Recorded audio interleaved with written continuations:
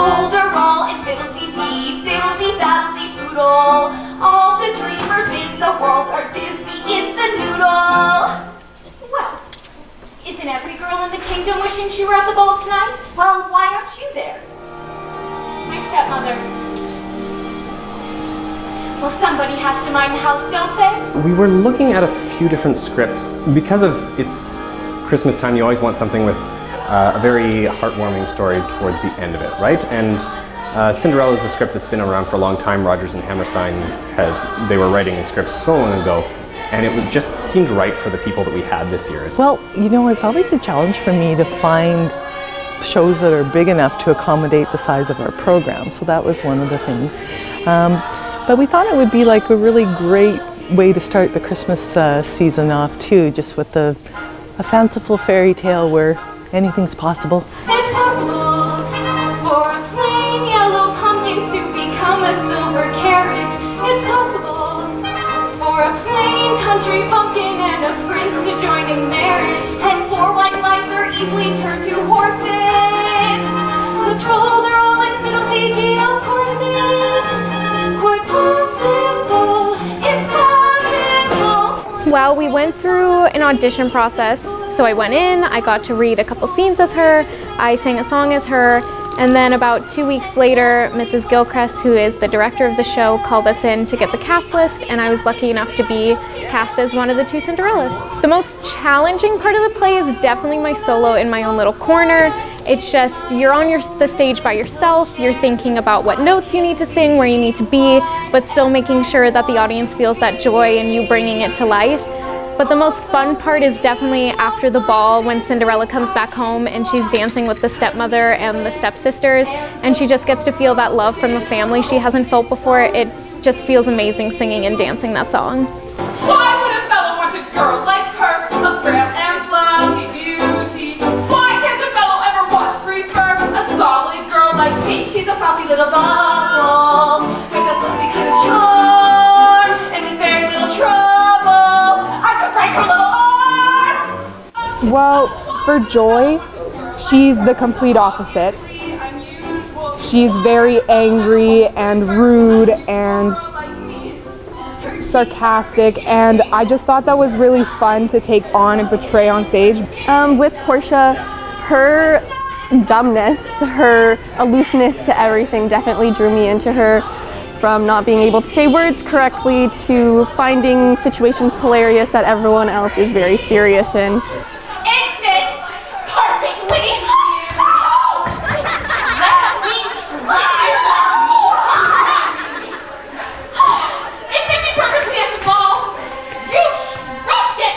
Whenever we snap at each other, yell at each other, all the kids always shout out in laughter. Before this show, we spent a good 15 minutes practicing our proper ways to roll around on the ground without hurting each other and making it look real. Some of the harder parts of the show that I think the cast and crew have handled really well are the magical qualities, the pumpkin turning into a carriage, and things like the quick change of the Cinderella's ball gown. It is actually quite intriguing because, like, from the outside you sort of like see either the wall or like body sort of in the way, but behind the scenes there is a lot going on. There's a lot of people. Like, the costuming department does a really good job of coordinating all the quick changes. Like, you get into a routine and you practice a lot off stage to get ready, so everyone has their roles. Like, for example, my role is to get the crinoline down on the ground so that the fairy godmother can step into it and pull it up and velcro it behind her waist. And then other people are there to pull the crinoline out of the way.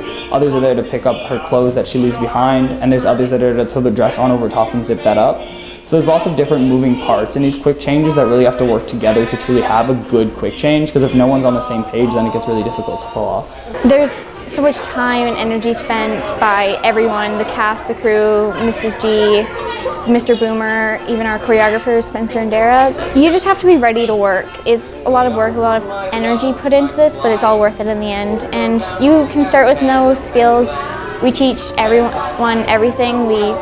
People come in and don't know how to dance and sing, and we teach them. When you first join the program, you're more than likely in an ensemble role, and as the years go on, you take on more and more responsibility.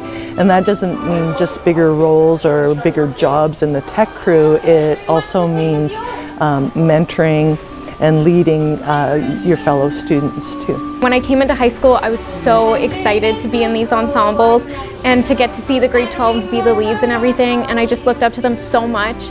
And now I'm in one of those lead roles, and there's kids that are, you know, kind of looking up to me and asking me for help, and it's really just, it's so cool to watch yourself go from looking up to those people to being one of those people. Even when you are grade 10, you may be in the back part of the ensemble, but there's this family aspect that you do not realize is part of this program until you really like step in and join it. And it's really worth it because these friends that you make, they're some of the best people that I know. Yeah. They're so much more than friends, and you can just trust them with anything because you have to do all these things that people normally don't put themselves out of their box to do. Yeah, high school is rough, and this really gives a lot of us a real home. There's people that like really excited about the idea of theater and they join and it's just not their thing, and it isn't for everyone because it can be really taxing at times, but it's something everyone should try, and if you love it, you love it. Like it's an amazing feeling being out there on stage or being out there for tech or helping with costume. Like when you find your niche, like it really is an amazing experience. It's a dynamic of people that are together so often that you don't get to see very often outside of this space. And especially one that's so accommodating with so many different people and so many different almost misfits that can find a home, and a lot of these kids need that, and it's really, really great to see. And because he's adapted to your adults keep building up impossible hopes impossible, things are happening every day.